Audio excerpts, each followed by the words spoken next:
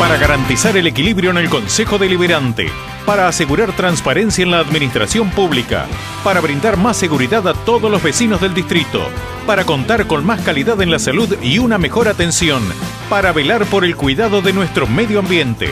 El 27 de octubre, acompaña al Frente Progresista Cívico y Social, Fabián Barberini, Pablo Moro, Mariela Climente. Frente Progresista Cívico y Social, lista 509. Presencia de todos ustedes, de toda la prensa local. Tenemos la suerte hoy de recibir a nuestros candidatos a nivel provincial y seccional, Margarita y Héctor, viejos amigos del radicalismo. Porque éramos muy jóvenes, no porque estemos viejos ahora. Y bueno, y con la suerte y la dicha de haber formado este Frente Progresista Cívico y Social, que también tiene un proyecto nacional y popular, como suele decir la presidenta, con la diferencia que nuestro proyecto también es democrático y plural. Sí, no, yo iba a decir otra cosa. Bueno, así que bueno, agradecerles y bueno, están a su disposición para lo que quieran preguntarle. Bueno, primero le quiero hacer una pregunta a Margarita. ¿Cómo viene la campaña? Y si usted cree que el estado de salud de la presidenta puede influir en la elección, que por ahí puede levantar puntos el Frente para la Victoria. Es la pregunta que seguramente le deben hacer siempre, ¿no? Claro, sí, por eso contesto primero esto último. La verdad es que no creo que tenga ninguna incidencia en el resultado electoral. El gobierno viene haciendo, después de la derrota en la interna de agosto, una cantidad de malabares para intentar modificar ese resultado y esa derrota electoral, pero no creo que vayan a tener posibilidad de revertirla, ¿no? Y no creo que el tema de la salud incida, la presidenta se va recuperando, así que me parece que no. Sí, quiero charlar un poquito sobre el tema de la campaña electoral, me parece que es bueno. A nosotros esta elección interna del mes de agosto nos permite hacer, si se quiere, un parate y una evaluación de cómo se ha dado esta segunda etapa. En ese sentido, la elección del 11 de agosto dejó algunas conclusiones, ¿no? La primera conclusión es que el 70% de la gente votó a favor de un cambio. Esto sobre todo porque a nosotros nos gusta la lectura positiva. Muchos dicen el 70% votó en contra del gobierno. La verdad, el 70% de la gente votó a favor de un cambio. Uno tiene que tomar esto como una reflexión positiva y obviamente como un desafío asumir la respuesta de cambio que la gente está buscando. Ahora, ¿cuál es el cambio que la gente busca? ¿Es el cambio de quién es el legislador que se sienta en la banca o en el consejo? No, el cambio es mucho más profundo. El cambio tiene que ver con un cambio de rumbo para el país. Y ese es un cambio de rumbo que se tiene que dar en la elección del 2015. Por lo tanto, lo que hay en la mayoría de la sociedad es una búsqueda muy grande de una nueva alternativa de gobierno a partir del 2015. Esta es una primera conclusión, la gente que votó a favor de un cambio. Segunda conclusión, bueno, el kirchnerismo llegó al fin de su etapa. Está clarísimo y esto tiene que ver, no es una opinión subjetiva, es un dato de la realidad, porque nuestra Constitución no permite la reelección y obviamente con estos resultados ya se terminó esfumando el sueño de Cristina Eterna. Ya no hay Cristina Eterna como algunos querían, ya no hay Cristina ni siquiera 2015. Y algo que ha tenido el kirchnerismo en estos años, que aún habiendo tenido todo el poder como tuvieron, algo pasó que no armaron una figura que le garantice continuidad a la presidenta. Entonces el kirchnerismo llegó a su fin de ciclo. No tienen hoy ningún kirchnerista que pueda garantizar la continuidad. Tuvieron que ir a buscar a Scioli, lo despreciaron y lo humillaron durante todos estos años y ahora lo fueron a buscar y lo pusieron al frente de la campaña electoral porque no tenían otro. Pero el kirchnerismo llegó a su fin de ciclo. ¿Qué es lo que ha pasado entonces después de eso y que se ve cada vez más clarito? Bueno, es que en realidad estamos todos en presencia de una interna del mismo partido que en la provincia de Buenos Aires viene gobernando hace 25 años y hoy es la pelea interna por los sismos. Los mismos que fueron fueron menemismo, dualdismo, kirchnerismo, cristianismo, hoy pelean para ver cuál es el próximo ismo. Si será masismo, ciolismo, macrismo en realidad.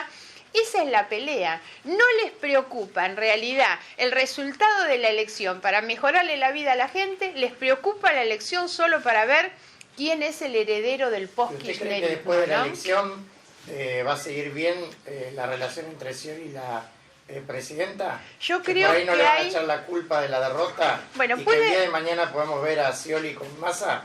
Puede haber de todo un poco. Yo no descarto que también haberlo llamado para que se ponga al frente de la campaña, tal vez es para decir que otro pague los platos rotos en realidad. Ahora, si algo nosotros vemos en toda esta pelea por los sismos y por ver quién es el post-kirchnerista en realidad, acá lo que hay, porque además si algo tiene el peronismo, es ese olfato y esa vocación de poder, el olfato ante la pérdida del poder. Y quiero ir entonces a la tercera conclusión que ya tiene que ver con nosotros. La tercera conclusión de este resultado de la interna es que la única fuerza en condiciones de competir en el 2015 para producir ese cambio es la nuestra. Nosotros sacamos 5,5 millones de votos en agosto, sumando todos los partidos que integran nuestro frente a nivel nacional. El kirchnerismo sacó 5,9 y nosotros 5,5 millones. Por lo tanto, para producir ese cambio que la gente quiere, hace falta un frente de tipo nacional. No sirve solamente con ser una fuerza, ni aún ganando en la provincia más grande del país, que es la provincia de Buenos Aires. Esto para decirlo más concretamente, con nombre y apellido, Massa puede terminar siendo en esta elección lo mismo que fue de Narváez en el 2009, que gana la elección a Néstor Kirchner, pero 2 años después el kirchnerismo saca el 54%. ¿Qué es lo que pasó? Bueno, lo que pasó es que no había capacidad para liderar ese proceso de cambio y no había capacidad para vertebrar una fuerza nacional. Hace falta una fuerza nacional. Nosotros somos los únicos que cuando lleguemos a octubre vamos a sumar los votos de Cobos en Mendoza, los de Wiener en Santa Fe, los votos que en realidad, y me parece que es importante mencionarlo, el radicalismo ha hecho 2 elecciones de enorme valor simbólico en La Rioja y en Santa Cruz, por ejemplo. Se van a sumar esos votos, se van a sumar los votos de UNEN en la ciudad de Buenos Aires, que es el mismo proyecto que nosotros, y eso nos pone a nosotros como la única fuerza, el único frente que compite con el Frente para la Victoria. Y Massa habrá ganado en Buenos Aires, pero la verdad no tiene lista ninguna otra provincia. Es imposible que pueda ser un candidato a presidente. Lo mismo pasa con Macri. Hay gente que habla de Macri. Bueno, miren, Macri es muy fuerte en la capital federal. Ahora, no pudo armar una lista en la provincia de Buenos Aires. Eso muestra su debilidad. Si uno no tiene desarrollo territorial, liderazgos en todo el país, la verdad, no puede armar ese proyecto nacional. ¿Cuál es el papel que puede tener Scioli? La verdad es que yo creo que atrás de Scioli hay un acuerdo, un pacto de impunidad con el kirchnerismo, porque en realidad él necesita el apoyo del kirchnerismo para llegar, y el kirchnerismo necesita a alguien que le garantice la impunidad, porque si no pueden quedar presos muchos de ellos, ¿no? Y Scioli tiene además otra capacidad, que es la de articular la reunificación del peronismo. Porque Scioli sí tiene relación con los gobernadores del peronismo, él puede ser un candidato que reúna a todos. ¿Y dónde piensan ustedes que van a estar Massa y de Narváez? Si no es junto con Scioli, la verdad. De Narváez sabemos todos que apoya a Scioli, lo dice públicamente, acompaña todas sus decisiones. Massa se reunió con Scioli para armar la misma lista. Hace pocos días incluso ellos han reconocido que estuvieron juntos intentando hacerlo. Por lo tanto, no hay ninguna duda que todo eso puede terminar todo junto. El día que vean que el Frente Progresista está en condiciones de ganarle la elección, porque estamos ahí nomás, la verdad, ellos se van a juntar todos, como ya lo han hecho en otras oportunidades. Son todos demasiado parecidos. Tomen ustedes a Scioli, a de Narváez, a Massa, a Macri, cortaditos por la misma tijera, dicen las mismas cosas. Yo creo que se compran los trajes en la misma sastrería, miren, de lo igualitos que son todos. Todos empresarios y chicos bien devenidos en la política, todos exactamente vienen de lo mismo. Gente que no proviene de la política, de los partidos políticos, la verdad. Entonces, hay que tener cuidado también con esas cosas, que son las fórmulas exitosas, resultados, digamos, como producto del marketing electoral, y después todos sabemos las consecuencias que esto tiene, ¿no? Margarita, para Rica Alvarado, una consulta. Con el tema de la policía que tiene que ser a nivel municipal o nivel distrital, ¿cuál es la opinión suya de que es una policía totalmente distinta a la que nosotros generalmente estábamos convencidos que era una policía de provincia, más allá de las cosas buenas y malas? Sí. A ver, primera cuestión... Porque veo que ahora presentaron un proyecto, la gente del masismo, del tema de la policía municipal. Sí, no solo el masismo. El proyecto está acordado entre el masismo y el Frente para la Victoria y el sciolismo. Hay un acuerdo público, es el acuerdo. Bueno, está acá el senador Ricardo Vázquez, que conoce de esto mucho más que yo, y él también lo puede explicar.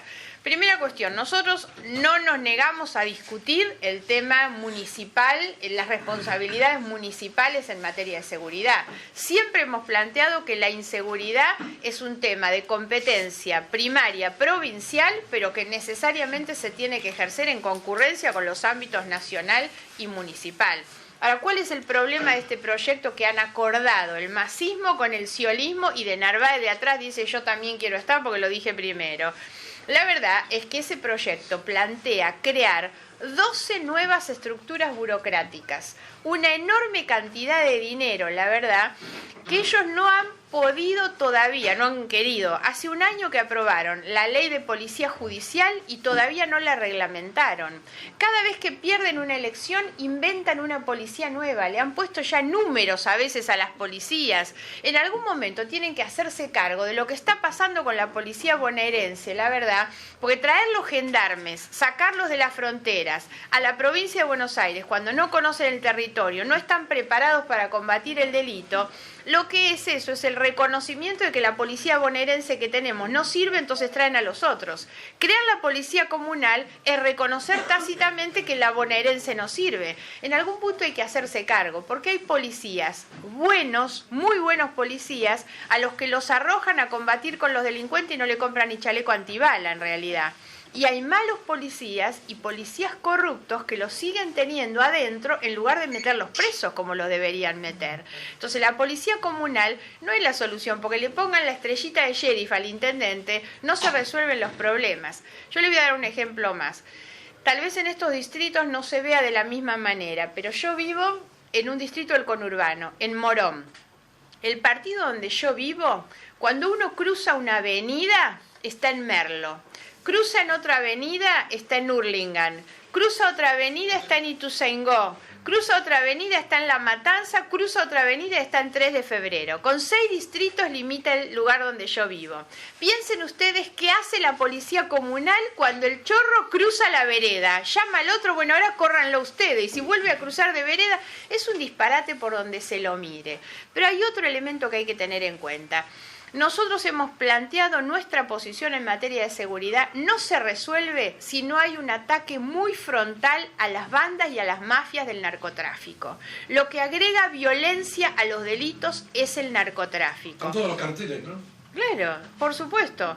¿Saben cómo empezó? Nosotros hemos estudiado el tema. El narcotráfico en México a través de los intendentes municipales, porque ahí donde el intendente necesita el quirófano del hospital, el que pone la plata es el narcotraficante. Cuando el intendente necesita construir el jardín de infante, el que le pone la plata es el narcotraficante. Eso establece una relación de dependencia que hace que el intendente o termina siendo cooptado por el narcotráfico, o directamente el que los quiere combatir y no se deja cooptar, a ese lo eliminan de la carrera, le balean la puerta de la casa. ¿O ustedes qué se creen que es lo que está pasando acá en nuestro país? Porque hoy estamos como en el peor momento de México. Ahora, esta es la consecuencia de 10 años de un gobierno que no ha tenido ni una sola política de combate al delito complejo, la verdad. Es una vergüenza. Hace 8 años aprobaron la ley de precursores químicos, todavía no la reglamentaron. No hay voluntad política porque hay complicidades en los más altos niveles del gobierno.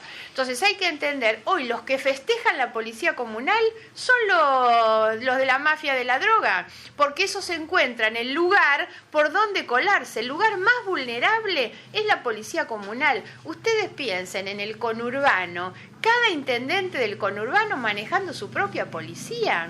Eso es peligrosísimo. En 25 años que gobiernan la provincia no han podido manejar una policía bonaerense. ¿Van a poder manejar 135 policías bonaerenses?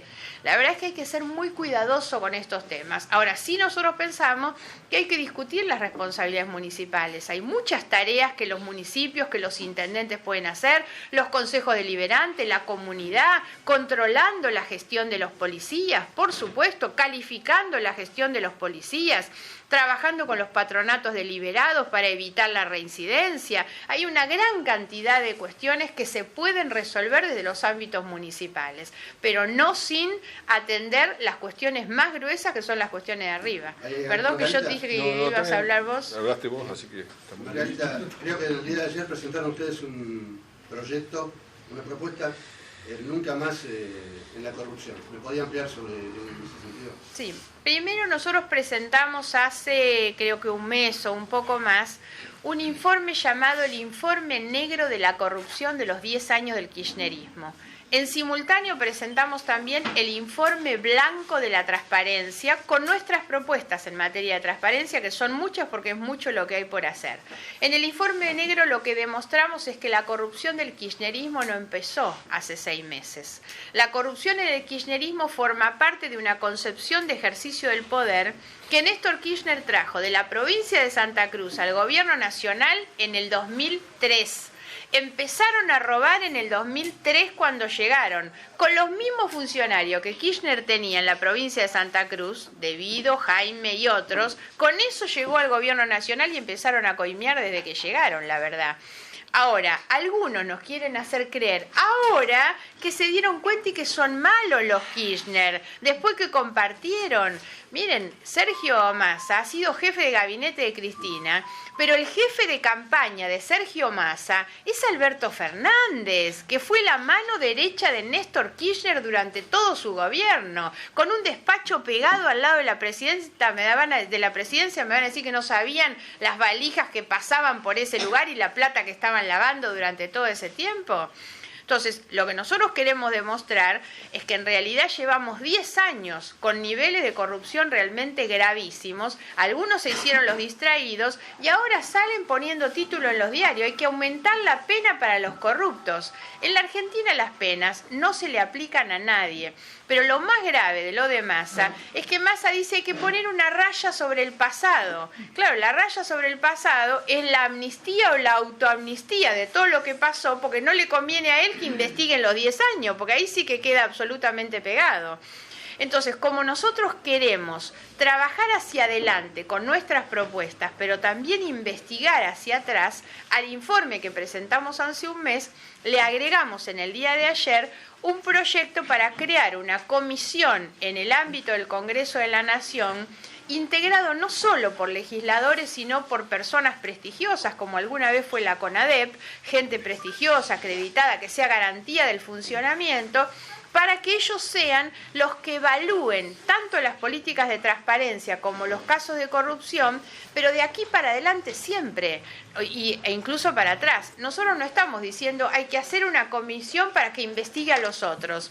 Nosotros queremos decir, estamos dispuestos a que nosotros lleguemos al gobierno del 2015 y la comisión también nos controle a nosotros, porque en realidad no es solamente respecto de los demás. Para nosotros el Congreso tiene que hacerse cargo, sobre todo porque, y termino con esto, porque lo más grave que nosotros tenemos es el problema de la justicia. En la Argentina, el promedio de duración que tienen las causas donde se investiga la corrupción es de 14 años.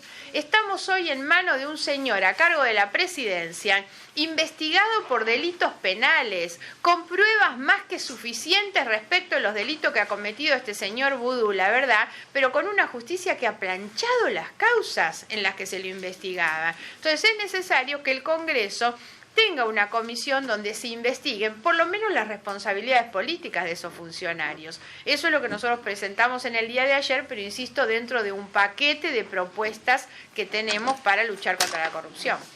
Maxi Martínez, Canal 5. ¿Preocupa que Massa no toque el tema corrupción y esté liderando la encuesta? Sí, exactamente, claro, ese es el motivo de preocupación. A nosotros nos llama la atención que ningún candidato hable de la corrupción. Esto nos permite a nosotros tener una identidad propia, la verdad, y a nosotros nos enorgullece que somos los únicos que hablamos de estos temas. Lo preocupante cuando uno se pregunta por qué no hablan de la corrupción, algunos no pueden hablar porque no tienen su pasado limpito, entonces no pueden hablar de temas donde por supuesto tienen más riesgo de quedar pegados.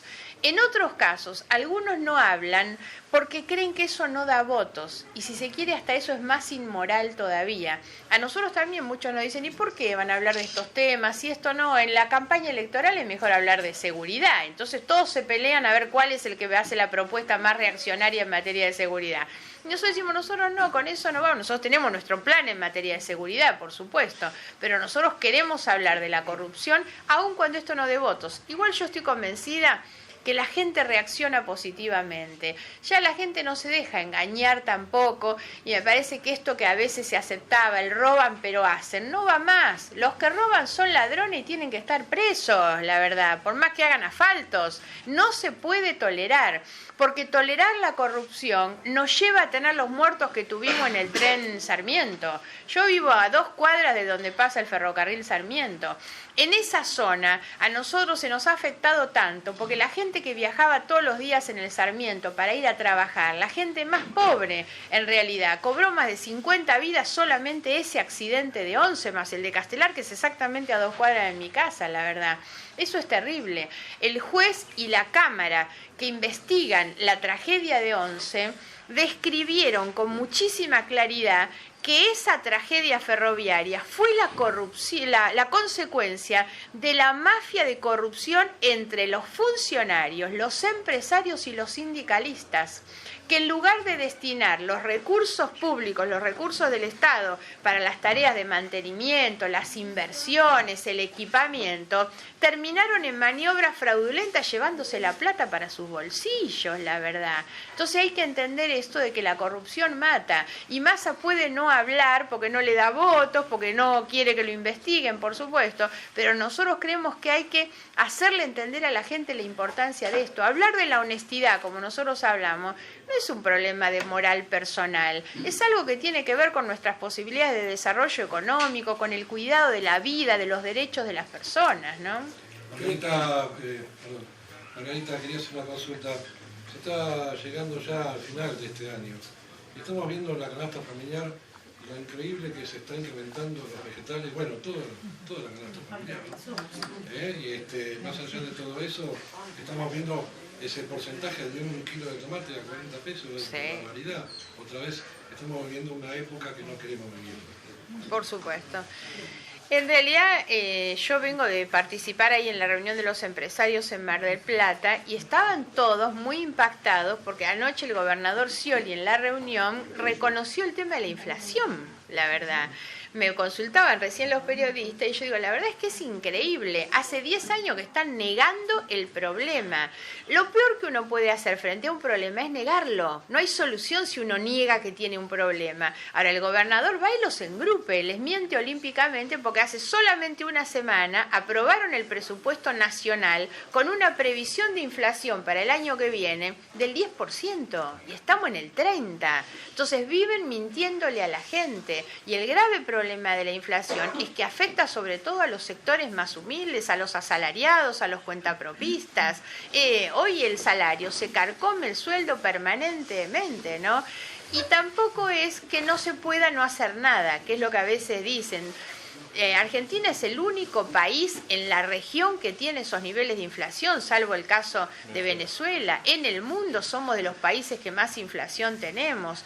Nosotros no decimos que esto se puede reducir del nivel que estamos a la nada, pero hay que tener un programa de reducción de la inflación gradual, bajar 2 puntos por año, pero tener una previsión de llegar a un nivel razonable de inflación. Para eso hay que cuidar la moneda, tener una política monetaria, recuperar el INDEC, porque en realidad lo que hicieron fue meter una patota en el INDEC. Recuperarlo significa con el personal de carrera, con experiencia, con conocimientos técnicos, con autonomía en realidad, y dejar de mentir. Y la otra cuestión es activar la producción. Nosotros somos un país con las mejores condiciones para tener niveles productivos muy por encima de lo que tenemos, la verdad. Hoy, entre otras cosas, no producimos. En muchos casos producimos y no vendemos. El caso del campo es así. En otros casos no estamos produciendo lo que se podría a los niveles que nosotros estamos en condiciones de hacer, pero también hay industrias que no pueden producir porque no les dejan importar algo. Las restricciones en materia económica están teniendo efectos que son terribles, y la inflación se combate también con más inversiones y más producción, ¿no? Una preguntita. ¿Cuál es el tema que más preocupa a la gente? ¿A la gente?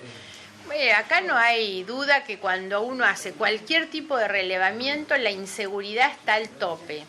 Ahora, nosotros siempre decimos que la gente tiene la inseguridad al tope de sus preocupaciones porque cuando pone inseguridad, pone una cantidad de cosas, no es solamente la inseguridad frente al delito. Buenas noches, disculpen la demora, bienvenida. Fabián Barberini, ¿cómo te va? ¿Cómo te va? Hola, ¿cómo te va? ¿Cómo estás? Bien.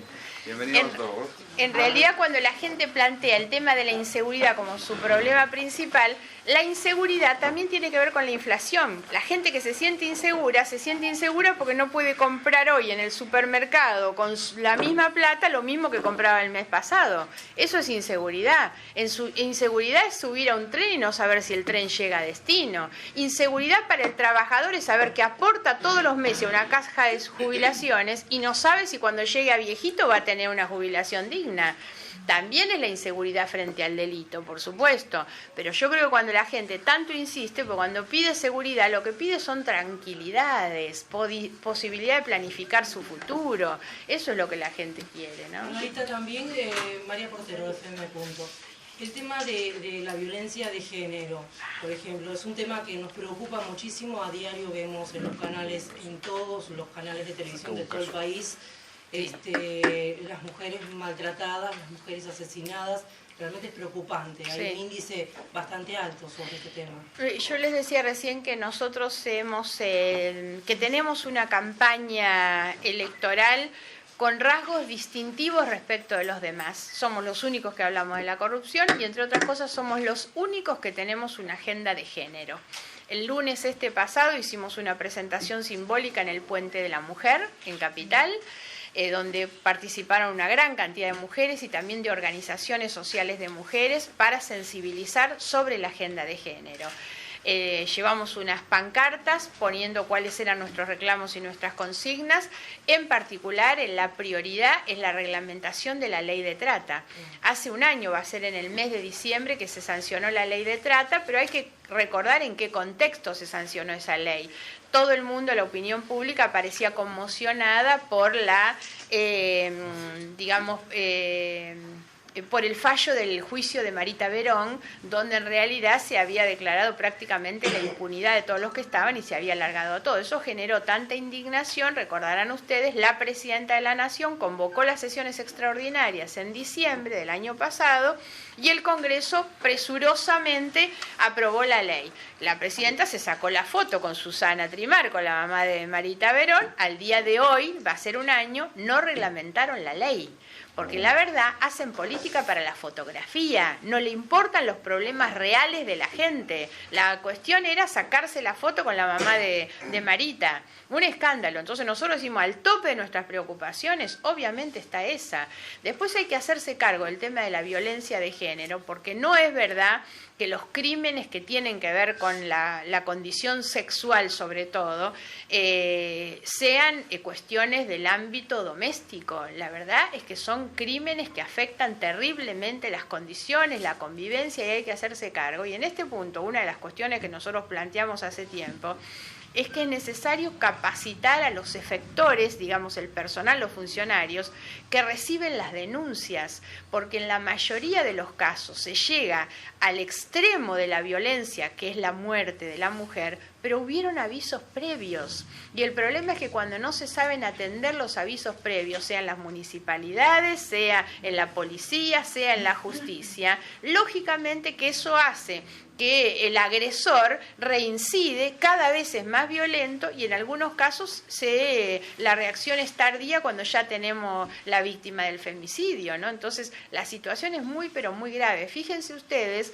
que en todos estos años ha habido una mejora muy importante de la condición jurídica de las mujeres. La verdad es que en todos estos años tenemos cada vez más derechos, más leyes, más cosas, pero sin embargo la brecha que existe entre la condición jurídica escrita en la norma y la realidad está indicando que cada vez tenemos más cantidad de denuncias, y ni que hablar las que no aparecen como denuncias, de casos de mujeres víctimas de violencia de género. Esto es terrible. El tema de la trata es de una enorme gravedad, y si bien el tema de la trata tiene que ver con la explotación sexual, pero también tiene que ver con la explotación laboral, no son solamente mujeres, pero casi el 90% de los casos son explotación sexual de mujeres. Entonces, sobre estas cuestiones no se está haciendo nada. Por eso digo, y para nosotros es muy importante, y nosotros hemos presentado nuestros compromisos con la agenda de género, que son los compromisos con la agenda, con la igualdad.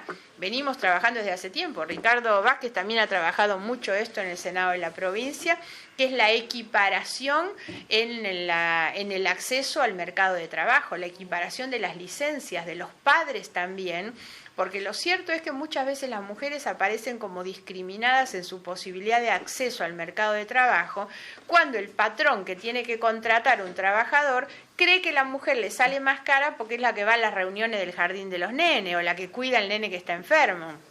Entonces nosotros planteamos que hay que equiparar, aumentar las licencias de los padres varones, primero que nada porque los niños necesitan de ambas figuras en su crianza. Lo otro es que el padre no es solo el proveedor que pone plata, también es alguien que tiene la obligación y el derecho a cuidar a sus hijos, a hacerse cargo, a contenerlos, a darles formación. Y lo otro es que esto permite a las mujeres compartir las responsabilidades familiares y entonces salir también y conseguir un trabajo afuera de su casa. Bueno, hace años que venimos intentando estas reformas y tampoco hemos conseguido jamás sensibilizar a los que son mayoría en el Congreso para poder tratar estas cuestiones, ¿no? Por último, de mi parte, para hablar un poquito de la parte local. Local dejo a los candidatos locales. Sí, igual, pero por ahí capaz que calculo que ellos le deben informar. ¿Qué referencia tiene usted, Margarita, con respecto a la gestión municipal? Calculo que ustedes están enteradas. Sí, pero eso prefiero que hablen ellos. Que el intendente yo actual, descanso. El intendente actual, fue votado por el Frente para la Victoria y ahora es candidato a senador. ¿Cuál de los dos intendentes? El intendente Patricio Joven. No, ya no es intendente, por eso. Bueno, sí, es intendente. Es intendente. Va a ser intendente hasta noviembre vuelve. Está de licencia. Bueno, Fernando, creo que eso pasa en varios distritos, ¿no?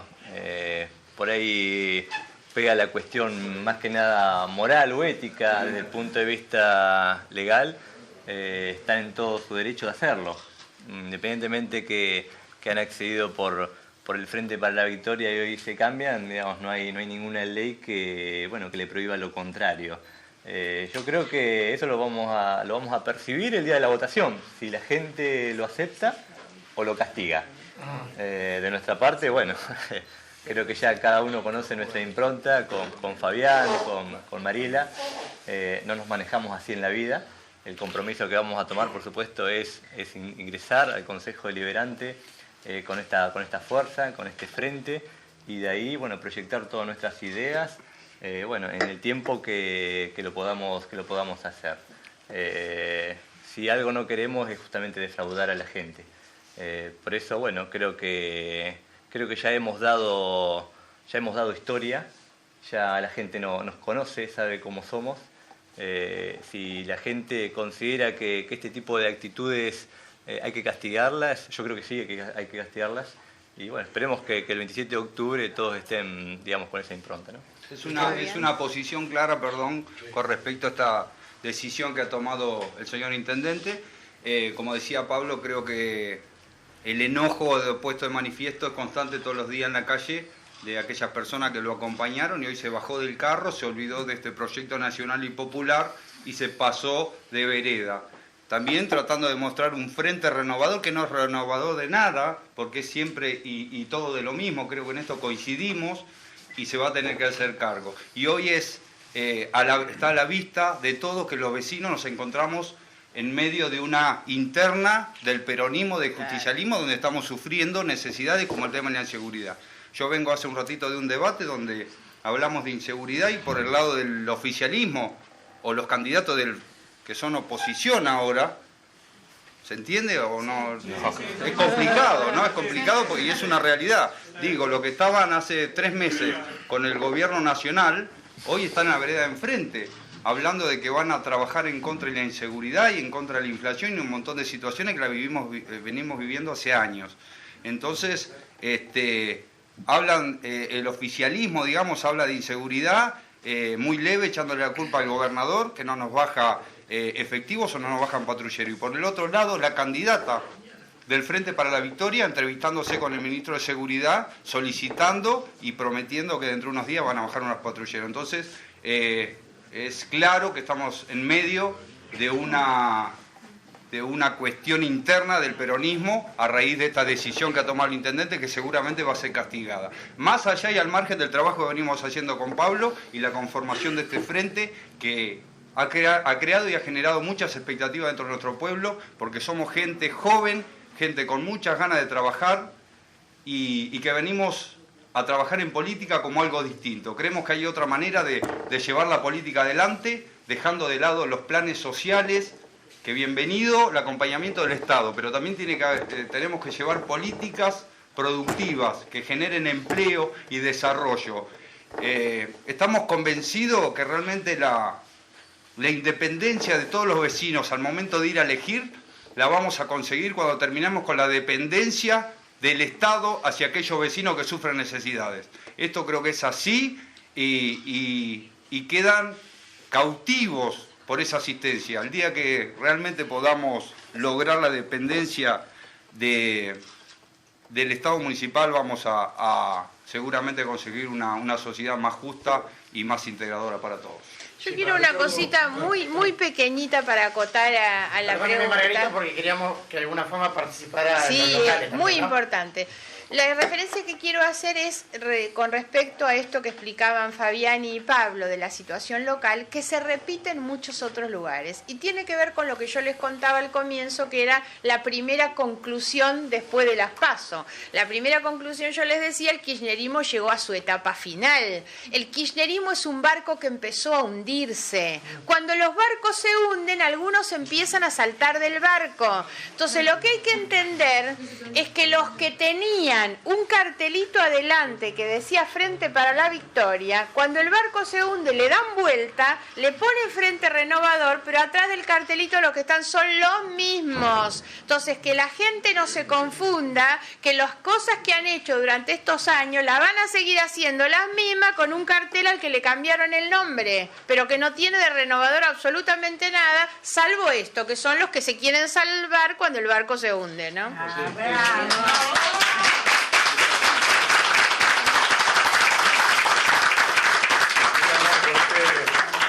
Tenemos varios barcos hundidos, me parece más que el Titanic, pero en nuestra trayectoria. Estamos esperando cana ya varios y hemos dejado pasar nuestra juventud. No será una alusión personal, ¿no? No, nada. Está bien peinado, yo no. No, quería saber qué es lo que se puede hacer con la juventud aquella que lamentablemente estuvo con la drogadicción y no hay forma de poderlo llevar a algún lugar donde se pueda recuperar, donde pueda ser persona, donde pueda ser ciudadano. Sí, yo creo que de lo que hoy hablaba Margarita es la contracara de lo que es el narcotráfico. Los adictos son las personas víctimas del narcotráfico. Yo creo que ahí sí el Estado tiene que tener un compromiso muy fuerte de asistencia a aquellas personas que están enfermas, que son adictos, y que a veces también tienen que ver con la proliferación de violencia en el tema de los delitos. Y nosotros hemos visto que lamentablemente hubo una iniciativa hace unos años de los centros de prevención de adicciones que empezaron a funcionar en la provincia de Buenos Aires y hoy están languideciendo en todos lados porque no tienen presupuesto, no tienen gente que esté capacitada para tratar a las personas adictas y en definitiva han quedado prácticamente todos los grupos de adictos en manos de instituciones privadas o en manos de las familias que a veces a duras penas pueden tratar a alguno de sus integrantes que que ha sido víctima de esta adicción. Así que yo lo que creo que acá lo que se necesita es un fuerte programa de prevención en materia de adicciones, una fuerte presencia del Estado provincial que hoy está careciendo de la mínima infraestructura para atender estos casos y además a partir de ahí también tenemos por un lado que atender esto y por otro lado combatir las causas también de que sufre esta gente, que es el tema de la extensión del narcotráfico. Entonces, digo, son dos caras donde el Estado tiene que tener una presencia muy fuerte y, por supuesto, también todas las iniciativas que tanto las familias como la sociedad civil pueda llevar adelante es muy bienvenida porque es parte también de una cuestión social y donde todo el mundo tiene que de alguna manera también involucrarse para solucionar un problema que es grave a nuestro criterio desde el punto de vista social. Se lo decía, ¿sabe por qué? Por la falta de medicamentos, algunos que son oncológicos que no llegan tampoco a la gente.